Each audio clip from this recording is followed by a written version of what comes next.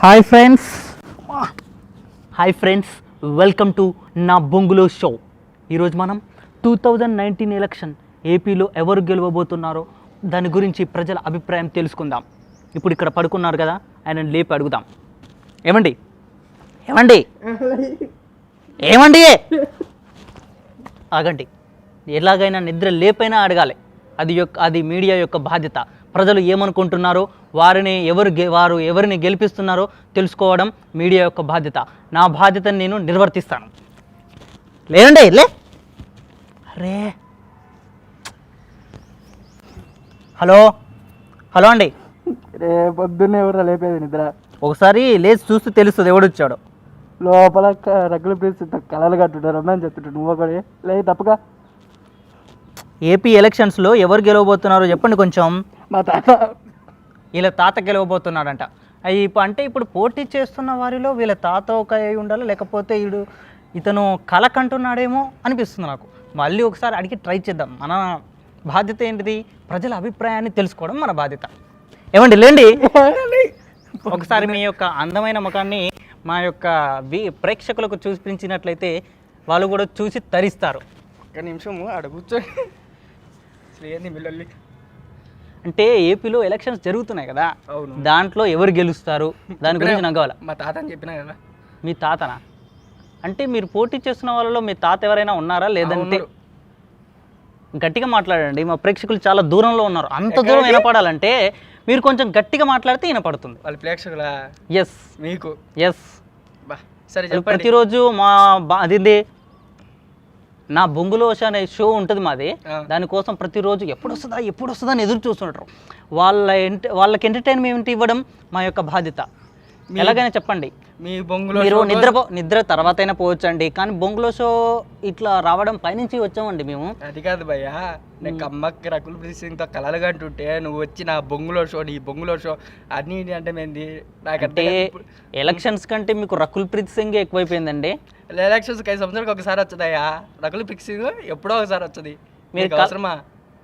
కలగన్న ప్రతిసారి వస్తుంది. కలగన్నప్పుడు వచ్చామంటే సరే ఈ రోజు నైట్ కలగంట మీ వచ్చారా మీరు చెప్తారా? అది కాదు. మీ ఇంట్లో టూత్ పేస్ట్ ఉందా? దాంట్లో ఉప్పు ఉందా? మా టూత్ పేస్ట్ లో ఉప్పు ఉందా పప్పు ఉందా అని అడగడానికి నన్ను నిద్ర లేపినవా? నిద్ర లేపి మరి అడగాల కాదు, అదంతా వదిలేయండి. కానీ ఇప్పుడు మనం ఏపీలో ఎలక్షన్స్ లో ఎవరు గెలుస్తున్నారు, అసలు ఎవరెవరు పోటీ చేస్తున్నారో కనీసం అదైనా తెలుసా మీకు? లేకపోతే పొద్దుకులు నిద్రపోవడం ఒకటే తెలుసా? ఇప్పుడు ఎంత ఎత్తుంటాయో? ఎన్ని గంటలకు లేచినావు నువ్వు? 5 గంటలకు లేచిన. 5 గంటలకా?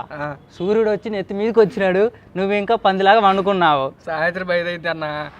అంటే సాయంత్రం దాకా పండుకున్నావు నువ్వు? మేధావి నాయన.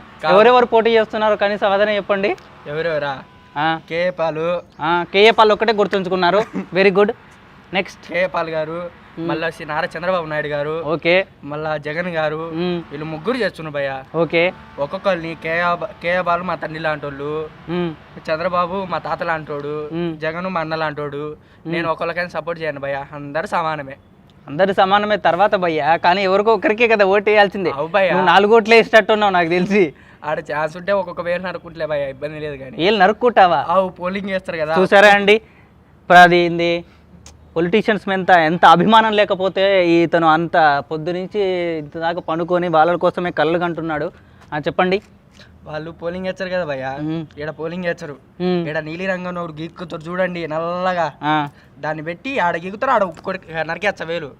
ఎందుకు అబ్బాయి ఈ ఓటు అనవసరంగా దండకి చేశానని ఏలే నరుక్కుంటాడు. చూసారా భయ్య, అసలు ఓటే దండగా అన్నట్టు తన ఏళ్ళను తనమే నరుక్కుంటున్నటువంటి విద్యార్థి అయినా మీరు, లేకపోతే జాబ్ చేస్తారు కదన్నా? జాబ్ చేస్తున్నటువంటి చెప్పేదేంటరా, వేలు నరుక్కుండేది ఎందుకు? వాళ్ళు గెలుచున్నారు కదా భయ్య.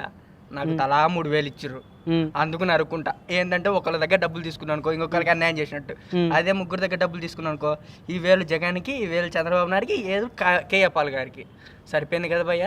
ఈయన చెప్పిన ఫిలాసఫీ మాకైతే అర్థం కాలేదు. మీకు అర్థమైతే కొంచెం చెప్పండి నాకు. తర్వాత కామెంట్స్ ఉంటాయి కదా, దాంట్లో చెప్పండి. కనీసం నాకు అర్థం కావట్లేదు ఇతను ఏ ఫిలాసఫీ చెప్తున్నాడో. చెప్పండి. అసలు మనకు ఎందుకని ఎలక్షన్స్ పెడతారు భయ్య, అది తెలుసా మీకు? తెలీదండి, మీరు చెప్తే నేను తెలుసుకుంటామండి. అట్లాంటప్పుడు నన్ను ఎందుకు నిద్ర లేపిరు భయ్య? మీడియా అనేది ప్రజలు అభిప్రాయం కోసం ఎదురు చూస్తున్నాం. ఎప్పుడు తర్వాత ఎలక్షన్ జరుగుతున్నా ఎవరు గెలుస్తున్నారు అనేది సామాజిక బాధ్యత నీకు లేదా? నాకా భయ్య, 174 నియోజకవర్గాలు ఉన్నాయి భయ్య ఏపీలో. 13 జిల్లాలు ఉన్నాయి భయ్య. మీరు కేఏ పాల్ గురించి తెలుసా మీకు? ఆయన చేసిన అద్భుతాలు తెలుసా? యూట్యూబ్లో ఆయన కామెడీ వీడియోలు తెలుసా నీకు? Comedy ప్రభంజనాలు తెలుసా? ఏంది భయ్యా ఇవన్నీ నిద్ర లేపినట్టు ఆయన ఇప్పుడు ట్రెండింగ్ లో ఉంటున్నాడు తెలుసా యూట్యూబ్ లో? ట్రెండింగా? ఎస్. యూట్యూబ్ ఏంటిది భయ్యా? యూట్యూబ్ అంటే ఏంటో కూడా తెలియదు నీకు? లేదు భయ్యా. యాక్చువల్లీ మాది ఒక ఛానల్ అన్నట్టు. ఆ ఛానల్లో నా బొంగులో జెమినీ ఛానలా, ఈటీవీ ఛానలా? Hotstar TV. హాట్స్టార్ టీవీలో నాది బొంగులో ఛానల్. నా బొంగులో షో అనే షో వస్తుంది. ఇప్పుడు మీరు కూడా అందులో కనబడతారు. తర్వాత పోయి చూసుకోండి భయ్యా. నాకు ఇప్పుడు కలపడాలని లేదు, ఏ ఓట్లే ఆడాలి లేదు. ఇంకా 10 రోజులు ఉంది భయ్యా ఓట్లకు. అలాంటప్పుడు నన్ను 9వ రోజు రావచ్చు కదా, 10వ తారీఖు రావచ్చు కదా, రేపు ఎలక్షన్ అనగా ఉదయం 10 గంటలకు రావచ్చు కదా. ఇప్పుడు అనవసరంగా నన్ను ఇద్దరు ఎందుకు జడగొట్టిరు భయ్యా మీరు? నిద్ర తర్వాత కూడా పోవచ్చు బ్రదర్. ఇంకా చాలా మందిని అడగాలి నేను. చాలా మందిని అడగవచ్చు, ముందు వాళ్ళని అడగచ్చు కదా, నన్ను ఎందుకు అడిగినరు?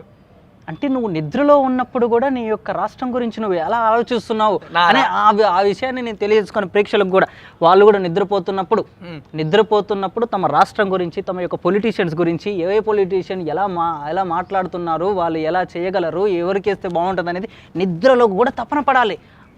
ఏంటండి నేను చెప్పింది కూడా వినకపోతే పొలిటీషియన్ చెప్పింది ఏమంటారు? పై నుంచి నిద్ర మత్తులో ఉన్నట్టున్నారు అంటే నీళ్ళు తీసుకురమంటారా కొంచెం, లేకపోతే కాఫీ తీసుకురమంటారా? అంటే మీ నిద్ర మొత్తం పోతే కానీ మీ నుంచి సరైనటువంటి సమాధానాన్ని నేను రాబట్టలేను. ఈ రెండొద్దు కానీ ఒక క్వార్టర్ మంది తీసుకొచ్చా? క్వార్టర్ మందా? అవును భయ్యా. నాకు ఇప్పుడు చేసిన షోకి నాకు క్వార్టర్ మందుకు కాదు, లీటర్ వాటర్ బాటిల్కి కూడా డబ్బులు రావు. అట్లాంటిది నీకు క్వార్టర్ మంది ఏ నుంచి తీస్తాను భయ్యా నేను? అలాంటిది నాకు టీయర్ నువ్వు తీసుకొచ్చావు భయ్యా, నీళ్ళు ఎట్లా తీసుకొచ్చావు భయ్యా? అలాంటప్పుడు రాని దానికి అంటే నీకు నిద్ర వస్తుంది కదా, సాటి మానవత్వంతో అలా అడిగాను అంతే. సాటి మానవత్వం ఎంతైనా మందు తీసుకురావచ్చు భయ్యా. ఏంది భయ్యా ఏం మాట్లాడుతున్నా అర్థం కావట్లేదు నాకు.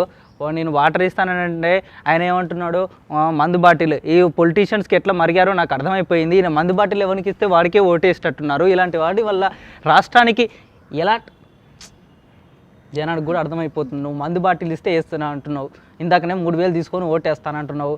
ఇట్లయితే ఎట్లా?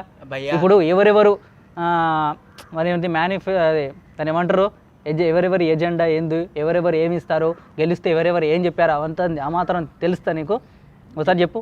గెలిచే ఒక్కొక్కరు ఇచ్చేది కాదు భయ్యా. ఇప్పుడు వాళ్ళు గెలిచే ఇప్పుడు మనకు సొమ్ము ఇచ్చారు కదా, ఆ సొమ్ము మన దగ్గర మనం తీసుకుంటామా?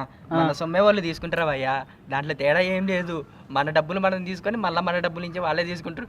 అంతేగాని మనం ఈ ఓటీలకు ఇచ్చినాము, మందు వాటిలు ఇచ్చినామని కాదు. పిచ్చి భయ్యా, అది అర్థం చేసుకోవాలి. ఓటు ఏ రోజు తెలుసా నీకు?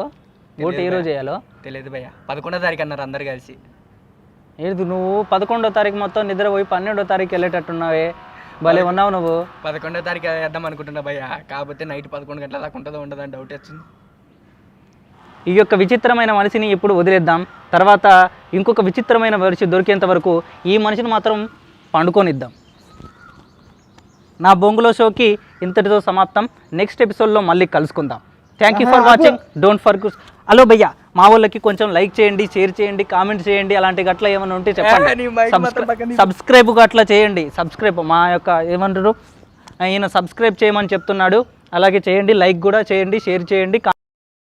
బాయ్ అండి, బాయ్ చెప్పండి.